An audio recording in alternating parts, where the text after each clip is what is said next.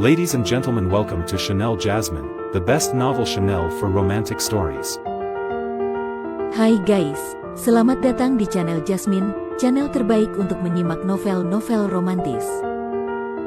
Mohon dukung channel ini dengan subscribe, like dan share video-video yang ada di channel ini. Terima kasih.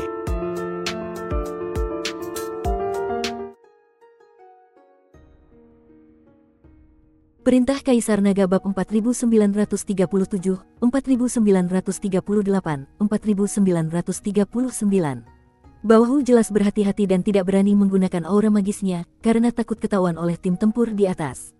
Jika lokasi pasar gelapnya terbongkar, tamatlah riwayatnya. Hati-hati, Humazi berseru, wajahnya langsung pucat. Dev sudah menduga hal ini, dan seringai muncul di sudut mulutnya. Tepat saat belati itu hendak menyentuh kerah bajunya, dia meraih pergelangan tangan Bawhu dan meremasnya dengan pelan. Bawhu menjerit bagaikan seekor babi yang sedang disembelih, tulang-tulang di pergelangan tangannya hancur menjadi bubuk dan tergantung lemas. Belati itu jatuh ke tanah dengan bunyi berdenting, dan racunnya merusak lubang kecil yang mengeluarkan asap biru. Ini hanya pelajaran, lain kali, kamu harus menerima kekalahan dan jangan melancarkan serangan diam-diam. Dev berkata dengan dingin dan menendang Bawhu menjauh. Bawhu terlempar lebih dari 10 meter seperti karung rusak dan jatuh dengan keras ke tanah. Seluruh pasar gelap menjadi sunyi, dan semua orang tercengang oleh pemandangan yang mengejutkan ini. Siapakah yang menyangka bahwa seorang pemuda yang tampaknya biasa saja dapat menyapu seluruh pasar gelap Bawhu hanya dengan kekuatan fisiknya.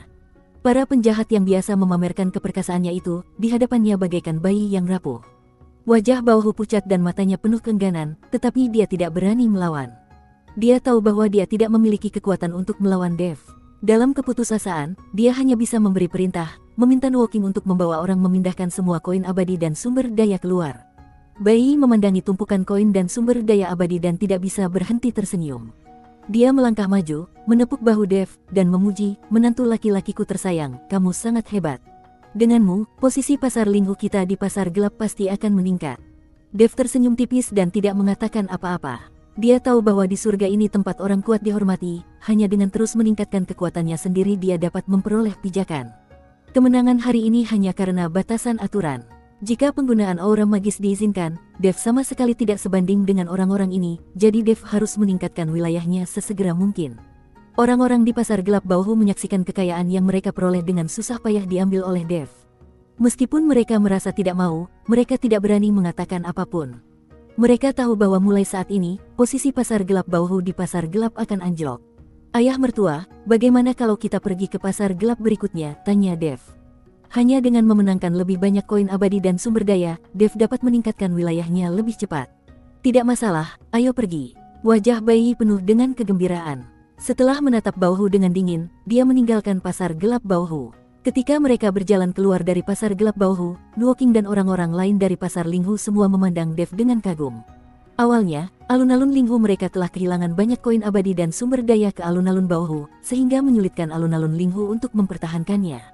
Tanpa diduga, mereka memenangkan semuanya kembali kali ini. Awalnya, saat Nuoking melihat ukuran tubuh Dev dan kultivasinya tingkat pertama di alam abadi, dia hanya meremehkannya.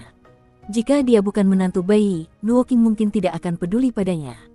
Namun kini, Nuoking dan yang lainnya memanggil Dev dengan sebutan menantu, dan mereka begitu mesra. Bayi semakin menyukai Dev dan terus memanggilnya menantu yang baik. Bayi membawa Dev dan mulai menyapu berbagai pasar gelap. Karena ukuran tubuh Dev, dia terlihat seperti orang lemah di mata orang lain. Jadi setiap kali mereka pergi ke pasar gelap, semua orang mengira Dev akan kalah dan memasang taruhan padanya. Hasilnya dapat diprediksi. Dev menang setiap saat dan mengumpulkan banyak koin abadi. Meskipun orang-orang pasar gelap ini memenangkan banyak koin abadi, mereka tidak berdaya karena mereka tidak berani mengambil tindakan. Jika mereka tidak memberikan koin abadi, atau mengambil tindakan terhadap Dev dan lainnya, maka kredibilitas mereka di pasar gelap akan hilang. Jika pasar gelap kehilangan kredibilitasnya, maka pasar tersebut akan hancur. Siapa yang berani berbisnis di pasar gelap? Yang terpenting adalah begitu aura magis digunakan, aura itu pasti akan bocor keluar dan ditemukan oleh prajurit yang berpatroli. Jika lokasi pasar gelap terbongkar, kiamat kita akan datang. Pemerintah kota pasti akan mengirim pasukan untuk melenyapkan pasar gelap, kecuali ini adalah momen hidup dan mati. Pemilik pasar gelap ini tidak akan mengambil tindakan, dia hanya bisa menerima kekalahan dan mengeluarkan koin abadi. Selama hari ini, Bayi dan Dev menyapu seluruh pasar gelap di kota Badak dan memenangkan koin abadi dan sumber daya yang tak terhitung jumlahnya. Setelah kembali ke pasar Linghu, Bai Yi sangat bahagia hingga dia hampir memeluk Dev dan menciumnya. Menantu laki-lakiku tersayang, kamu tidak perlu menginap di penginapan manapun di masa depan. Pasar Linghu adalah rumahmu. Aku akan menyiapkan kamar yang mewah dan nyaman untukmu. Bai Yi berkata pada Dev. Dev mengangguk, lalu menunjuk Humazi dan Xiurui dan berkata, kedua temanku. Mereka adalah teman-temanmu, jadi mereka adalah tamu kita. Kalian bisa tinggal di sini bersama. Bai Yi berkata dengan murah hati. Tapi identitas mereka, Dev takut identitas Humazi dan Xiurui akan bocor, yang akan membawa masalah bagi pasar Linghu. Tidak apa-apa, selama kamu tidak berkeliaran di pasar Linghu, tidak akan ada masalah, kata Bai Yi. Master Hu, rekan kultivator, bagaimana perasaan kalian berdua? Dev bertanya kepada mereka. Saya akan mengikuti pengaturan dari rekan Daois Chen. Xiurui tidak peduli, dia diselamatkan oleh Dev, jadi dia hanya bisa mengikuti Dev sepanjang jalan. Jika tidak, dia tidak akan mampu bertahan hidup di kota badak dengan identitas manusianya. Humazi berkata dengan sedikit malu, ada dua wanita di penginapan, bisakah kita membawa mereka? Tentu saja, aku akan menyiapkan kamar terpisah untukmu. Tanpa menunggu Dev mengangguk, Bai Yi berbicara. Baiklah, aku akan mengambilnya. Humazi dengan senang hati pergi menjemput kedua wanita itu. Pada periode waktu berikutnya, Dev dan rekan-rekannya tidak meninggalkan pasar Linghu. Lagi pula, pasar Linghu memiliki segalanya, yang setara dengan sebuah kota kecil. Dev berlatih mati-matian di menara penekan iblis. Dengan persediaan koin abadi dan sejumlah besar sumber daya, kecepatan latihan Dev juga meningkat pesat. Hanya dalam waktu setengah bulan, alam Dev telah mencapai tingkat ke-8 dari alam abadi yang menakjubkan. Harus diketahui bahwa setengah bulan di dunia luar sama dengan 50 bulan di menara penekan iblis, yang setara dengan beberapa tahun. Ketika Dev keluar dari menara penindasan iblis, semua orang menyaksikannya dengan cepat naik dari tingkat pertama alam transformasi abadi ke tingkat ke-8 alam transformasi abadi hanya dalam waktu setengah bulan. Itu sungguh luar biasa. Menantu laki-lakiku tersayang, kecepatan kultivasimu sungguh menakjubkan, tetapi kecepatan konsumsinya juga menakjubkan. Sumber daya yang kamu menangkan dari kompetisi hampir habis. Bai Yi berkata tanpa daya. Jika tidak ada sumber daya untuk memasok Dev, Dev tidak akan mampu keluar dari menara penekan iblis. Ayah mertua, ini sudah sangat bagus. Sayang sekali aku menggunakan semua sumber daya itu sendirian. Dev berkata dengan agak malu. Menantu laki-lakiku tersayang, apa yang kamu katakan terlalu sopan. Mulai sekarang, seluruh pasar Linghu akan menjadi milikmu, dan tentu saja sumber dayanya akan diberikan kepadamu. Bai Yi menepuk bahu Dev dan berkata. Dev sangat tersentuh, dan dia menyetujui Bai Yi sebagai ayah mertuanya. Ayah mertua, saya ingin tahu apakah ada lapangan percobaan atau semacamnya di kota badak. Tingkat kultivasi saya telah meningkat pesat sekarang sehingga saya juga perlu melakukan beberapa percobaan. Meskipun tingkatan Dev sekarang telah ditingkatkan ke tingkat ke-8 alam abadi, karena ada begitu banyak tingkatan yang harus ditingkatkan, Dev harus melalui pertarungan sesungguhnya dan menguasai berbagai keterampilan. Namun di kota badak ini, Dev tidak bisa begitu saja memilih beberapa orang untuk dilawan lalu mengalahkan mereka. Kota badak ini memang memiliki api penyucian, tetapi terlalu berbahaya. Aku khawatir itu tidak cocok untukmu dengan levelmu. Juga, setiap kali kamu memasuki api penyucian, Anda membutuhkan 500.000 koin abadi. Kebanyakan orang tidak mampu membayar harga ini sama sekali. Bai Yi mengikuti Dev dan berkata, api penyucian, mengapa mereka mengenakan biaya? Untuk siapa mereka membayar? Dan apa yang ada di api penyucian? Dev bertanya dengan bingung. Tentu saja uang ini untuk penguasa kota. Seluruh api penyucian dikendalikan oleh istana penguasa kota. Di pegunungan belakang kota badak ini, ada sebuah gua yang disebut Gua Iblis. Menurut legenda, pada zaman dahulu kala, sejumlah besar iblis ditekan di dalamnya. Kemudian, kota badak dibangun di sini, dan Gua Iblis ini juga dikendalikan oleh istana tuan kota. Formasi untuk memasuki Gua Iblis juga berada di bawah kendali istana penguasa kota. Lambat laun, Gua Iblis ini menjadi api penyucian. Seseorang pernah mencoba di lokasi api penyucian selama setahun. Ketika dia keluar, kekuatan keseluruhannya meningkat pesat, dan dia langsung menuju surga kedua. Bai Yi mengikuti Dev untuk menjelaskan.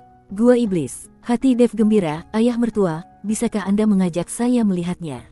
Apakah kamu cukup kuat? Mereka yang memasuki Gua Iblis semuanya berada pada level kultivator biasa, dan banyak orang tidak bisa keluar. Dengan kekuatanmu, jika kau ingin mengikuti persidangan, itu akan berbahaya. Bai Yi khawatir Dev akan berada dalam bahaya. Jangan khawatir, ayah mertua. Aku tahu batas kemampuanku. Aku hanya tidak tahu apakah kau masih bisa menghasilkan 500.000 koin abadi. Dev sekarang khawatir apakah Bai Yi dapat memperoleh 500.000 koin abadi sebagai biaya masuk.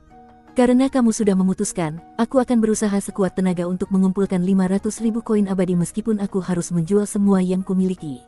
Yang perlu kamu pikirkan hanya keselamatanmu sendiri. Jangan mencoba pamer setelah masuk. Jika kamu menemukan sesuatu yang salah, kamu bisa segera keluar. Bai takut Dev akan berada dalam bahaya, dan bagaimana dia akan menjelaskannya kepada putrinya nanti. Saya mengerti. Dev mengangguk penuh semangat. Baiklah, karena kamu sudah memutuskan, ikutlah denganku. Bai membawa Dev dan meninggalkan pasar Linghu. Sebelum pergi, Dev menyapa si Urui dan Humazi, tetapi mereka berdua hidup dengan baik di pasar Linghu. Terutama Humazi, yang bersenang-senang setiap malam dan membuat kedua wanita itu sangat menderita. Setelah meninggalkan pasar Linghu, Bai membawa Dev dan terbang menuju utara kota Badak. Anda pasti tahu bahwa kota Badak itu sangat besar, dan di sebelah utara kota Badak ada gunung yang menjulang tinggi. Dev dan rekan-rekannya terbang selama lebih dari 1 jam sebelum mendarat perlahan. Pada saat ini, Dev dan teman-temannya sudah berada di kaki gunung. Gunung besar tepat di depan mereka membuat Dev merasa sangat tertekan. Di tengah gunung, ada sebuah gua selebar 100 kaki, dengan cahaya keemasan berkelap-kelip di sekelilingnya. Tangga berkelok-kelok mengarah langsung ke gua. Di kaki gunung terdapat pelataran yang ditutupi oleh formasi, dan titik awal tangga berada di pelataran tersebut. Apa pekerjaanmu? Pada saat ini, 2 prajurit lapis baja datang dan menginterogasi Bai dan Dev. Kita di sini untuk mengikuti ujian dan memasuki api penyucian, kata Bai. Kedua prajurit itu hanya meliriknya, lalu minggir dan berkata, masuklah. Bai membawa Dev ke halaman, dan setelah masuk, Bai pergi ke konter pembayaran. 500.000 koin abadi per orang, seorang wanita paruh baya berkata kepada Bai dan Dev tanpa mengangkat kepalanya. Bai mengeluarkan tas penyimpanan dan melemparkannya ke wanita itu. Wanita itu hanya menimbangnya dengan tangannya dan menyimpannya. Ini untuk 1 orang, siapa di antara kalian yang akan pergi? Wanita itu menatap Bai dan Dev dan bertanya. Dia akan. Bai terus berkata kepada Dev. Pada saat ini, wanita itu menatap Dev dengan saksama, dengan ekspresi terkejut di matanya. Begitu Anda memasuki api penyucian, hidup dan mati Anda ditentukan oleh takdir. Kami tidak bertanggung jawab atas apapun, wanita itu memperingatkan. Jangan khawatir, aku tidak akan mencarimu bahkan jika aku mati. Dev berkata sambil tersenyum tipis. Wanita itu mengeluarkan kristal ungu, melemparkannya ke Dev dan berkata, ini adalah kristal percobaan untuk memasuki lokasi api penyucian. Cukup naiki anak tangga dari sini. Total ada 180.000 anak tangga. Kamu harus naik. Jika kamu bahkan tidak dapat menaiki 180.000 anak tangga ini, maka kamu tidak memenuhi syarat untuk memasuki lokasi api penyucian, dan 500.000 koin abadi tidak akan dikembalikan. Bersambung.